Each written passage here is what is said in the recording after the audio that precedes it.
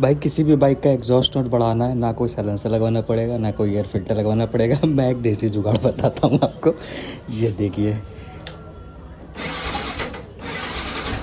कुछ नहीं करना है, ये देखिए गाइस।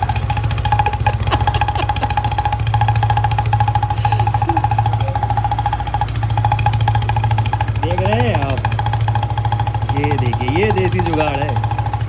एक्सीलेटर लूँ,